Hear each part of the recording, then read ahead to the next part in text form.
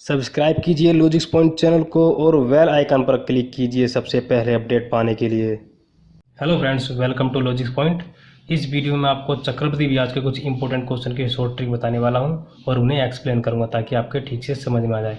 तो देखिए, पहला सवाल आपके सामने ये है, कोई धन चक्रवृद्धि ब्याज की दर से 3 वर्ष में 6,690 रुपये हो जाता है और 6 वर्षों में 10,035 रुपये हो जाता है, तो वह धन कितना है। तो हमें उसका मूलधन निकालना है। देखिए, सवाल को पहचानने का तरीका यह है कि पहले 3 वर्ष दे दिया, फिर उसके बाद जो टाइम दिया है वो 6 वर्ष, मतलब कि उसका दुगना दे रखा हुआ है। अगर ऐसा सवाल दिया है तो उसे शॉर्ट ट्रिक से कर लेते हैं। तो दुगने साल वाले के लिए पहले मैं आपको बता रहा हूँ, तो उसे करने की शॉर्ट ट्रिक ये होती है। तो उसका मूलधन मतलब कि principal amount is equal to, तो पहले जो 3 वर्ष में दिया है उसका स्क्वायर, मतलब कि 6,690 रुपये हो जाता है पी, तो इसका स्क्वायर कर लीजिए अपॉन 10,035। तो इसे जो सोल्व करके आएगा वो हमारा आंसर होगा। तो इसे हम सोल्व कर लेते हैं। 6,690 गुणा 6,690 अपॉन 10,035। अब देखिए, यहाँ पर ये 9 से कट रहा है क्योंकि 1 और 3 4 और 5 9, तो इसका सम, इन सभी डिजिट का सम कितना है 9। तो जिसका सम 9 होता है वो 9 से डिविजिबल होता है, तो ये 9 से कट जाएगा। लेकिन ऊपर वाली संख्या 9 से नहीं कट रही, ये 3 से कट जाएगी। तो एक बार इसे हम 3 से काट देते हैं। 3 तिया 9, फिर 3 तिया 9, फिर 3 चौक 12, 3 पंजे 15। इसे भी काट लीजिए आप। 3 दूनी 6, 3 दूनी 6, 3 तिया 9, 3 0 0। इसी तरीके से आप दोबारा इसे काट लीजिए। 3 इकाना 3, 3 इकाना 3, 3 इकाना 3, 3 पंजे 15, 3 दूनी 6, 3 दूनी 6, 3 0। इस तरीके से आप काट लीजिए। अब देखिए, यहाँ पर 22 30 है, 11 15, 11 15 दूनी 22 30 हो जाएगा। इसे आप दोबारा में काट लीजिए। अब इसका दुगना आप कर लीजिए। 30 दूनी 60, 22 दूनी 44 60। तो ये हमारा आंसर है। तो इस तरीके से आप कर सकते हैं। अब देखिए, आपको मैं ये बता दूं कि तरीका कहाँ से आया, शॉर्ट ट्रिक कहाँ से निकल कर आती है। अब देखिए आगे, मान लीजिए शुरू में कोई अमाउंट 1 है, तो ये प्रिंसिपल अमाउंट होगी, मतलब कि जो मूलधन होगा शुरू में वही होगा। ये मान लीजिए पी है, तो ये 1 साल बाद 2 हो जाता है, तो उसके और अगले 1 साल में ये कितना होगा 4 होगा। चक्रवृद्धि ब्याज की दर से अगर कोई मूलधन 1 साल में अपने से दोगुना हो जाता है, तो अगले 1 साल में उस अमाउंट का दोगुना हो जाएगा, फिर अगले 1 साल में इसका अमाउंट का दुगुना हो जाएगा। मतलब कि यहाँ कितना हो जाएगा, यहाँ कितना हो जाएगा 8 हो जाएगा। मतलब कि यहाँ से यहाँ तक आने में कितना टाइम लगा, 3 साल लगे। 3 साल लगे यहाँ से यहाँ तक आने में। तो मतलब कि इनका रेशियो टाइम पीरियड के हिसाब से इक्वल टाइम पीरियड में इक्वल होता है। मतलब कि कहने का मतलब जब देखिए, मान लीजिए अगले 1 साल में कितना होता है 16 हो जाता है, तो 1 से 2 हुआ, 2 से 4 हुआ, 4 दूनी 8, 8 दूनी 16। इस तरीके से बढ़ता रहेगा। अब देखिए, अब 1 से 4 हो रहा है 2 सालों में, तो अगले 2 सालों में इसका 2 गुना हो जाएगा, 16 हो जाएगा। मतलब कि यहाँ से यहाँ तक जितना टाइम हम में गए उतने ही अगले टाइम में अगर आप जाएंगे तो जितना गुना ये होगा उतने ही गुना इससे आगे हो जाएगा। मान लीजिए 1 साल में इसका रेशियो कितना है 1:2, तो 1 साल में इसका रेशियो भी 1:2 होगा। 2 इकाना 2, 2 दूनी 4, फिर अगले 1 साल में 1:2। मतलब कि हर एक साल में ये 1:2 के रेशियो में बढ़ते चले जा रहे हैं, मतलब कि 2 गुने होते चले जा रहे हैं। अगर 2 साल की बात करें तो 1 से 4 गुना हो रहा है। यहाँ से यहाँ तक का रेशियो कितना है 1:4। इसी तरीके से यहाँ से यहाँ तक का रेशियो कितना है 1:4। तो इस तरीके से बढ़ते रहते हैं, मतलब कि रेशियो बराबर रहता है, मतलब कि 1/2 इज इक्वल टू 2/4। अब यही चीज़ हम इस सवाल में अप्लाई करते हैं। अब देखिए, शुरू में क्या है वैल्यू, शुरू में क्या है पी। 3 साल बाद कितनी हो जाती है वो, 3 साल बाद कितनी हो जाती है वो 6,690 रुपये। फिर अगले 3 साल बाद, मतलब कि 6 साल बाद, तो अगले 3 साल बाद वो कितनी हो जाती है 10,035 रुपये। अब देखिए, यहाँ से यहाँ तक का जो रेशियो था, यहाँ भी 3 साल है, यहाँ भी 3 साल है, तो इतना ही रेशियो यहाँ पर होगा।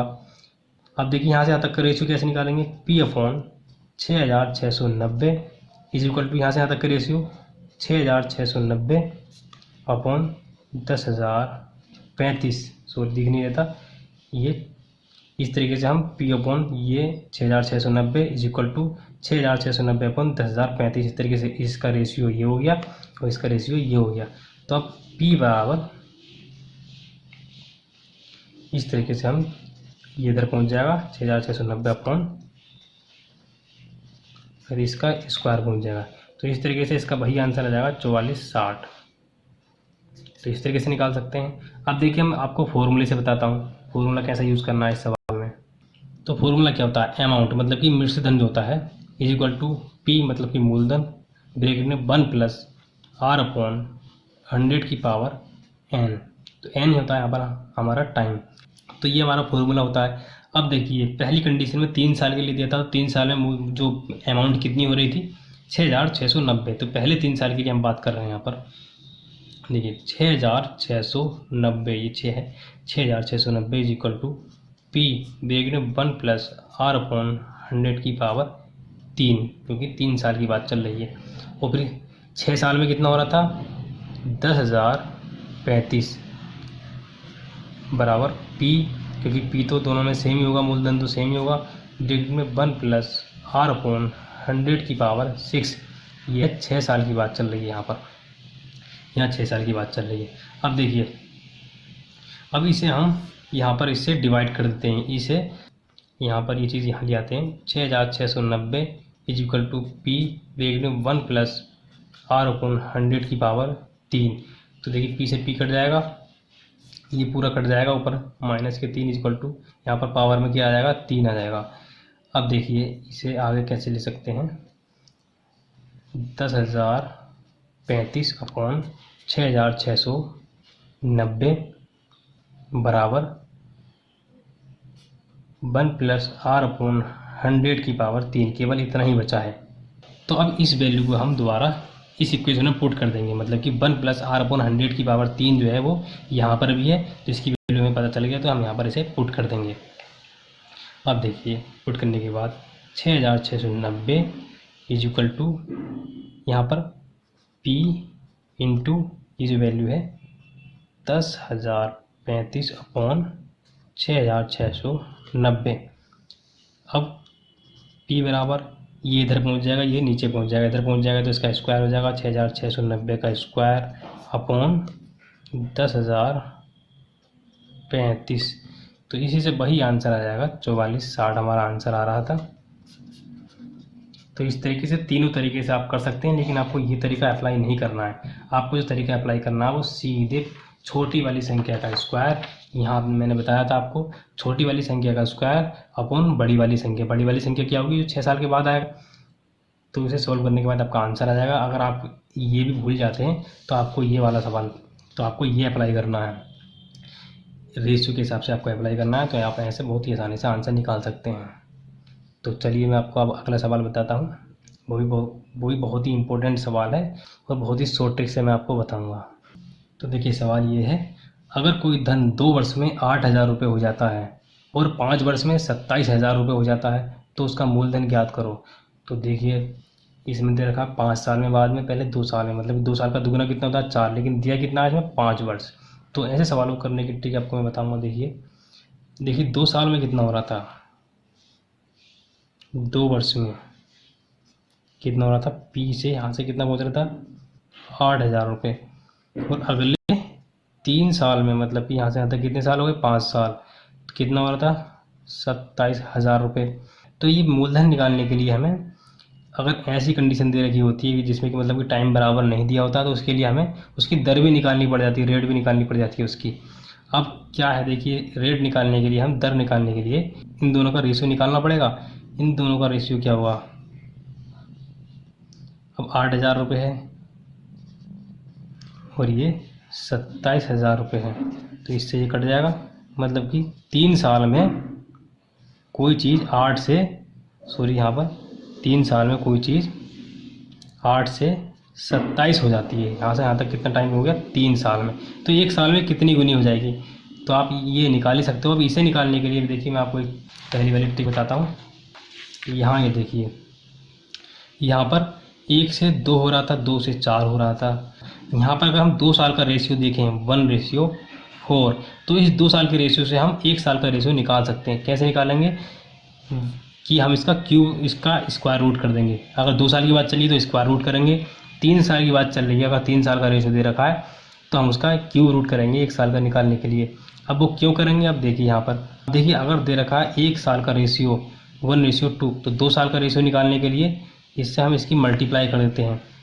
1:4, मतलब कि यहाँ से यहाँ तक का रेशियो कितना आ गया 1:4। अब 1:4 आ गया।